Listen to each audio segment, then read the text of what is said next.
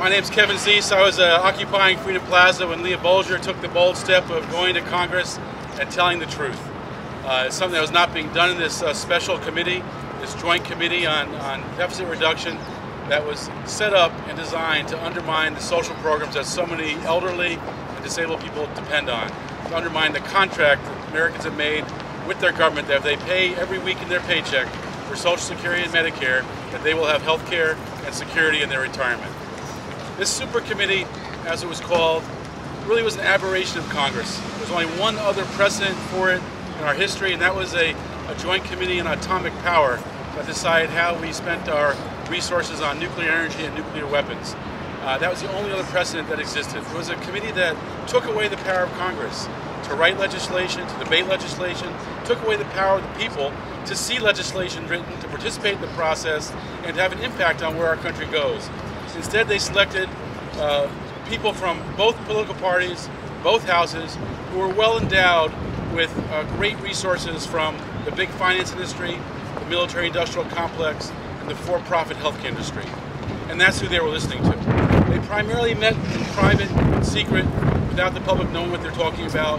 We got reports, though, in the media that President Obama was the first president to actually discuss the possibility of cutting Social Security and Medicare, the first Democratic president to do so. We heard there was negotiations between the White House, the Democrats, and the Republicans in the Congress who were talking about how they could reduce Medicare, how they could reduce Social Security, how they could abrogate the contract that Americans had made with the government behind our backs in secret. It took a lot of people to stop that from happening. There were people who marched down from Wall Street, from Philadelphia, from Baltimore to join us in preparation for this bad decision by the super committee. On Freedom Plaza, we held our own occupied super committee. We talked about how we were really the liberated super committee and that this super committee in Congress was occupied by corporate power. We came out with our own report that described how you could solve the deficit without cutting Social Security, without cutting Medicare, and also create a great jobs program to build the economy.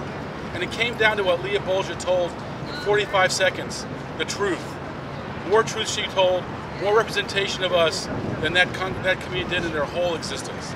In 45 seconds she made it very clear. If you want to solve the deficit, tax the rich, and end the wars. It's as simple as that. That's where the money is. That's where the money is. You know, the wealthiest Americans, the 400 wealthiest Americans have wealth equal to 154 million of us. They pay an average tax rate of 17%. We're paying 30%. If we just dealt with that reality and put in place taxes that existed in this country in the last century, we would see the deficit reduced rapidly. The military spending is out of control. We spend as much as the whole world combined on weapons and war. It's obscene to be spending $1 trillion each year to fight unnecessary wars, often illegal wars. And Leah Bolger went up there and told them the truth. End the wars and tax the rich. Today she's going to do something even braver. She's going to go into court and not deny what she did. She's going to face up to what she did. She's going to admit her guilt. And she's going to let the judge decide what appropriate sentence she deserves for that.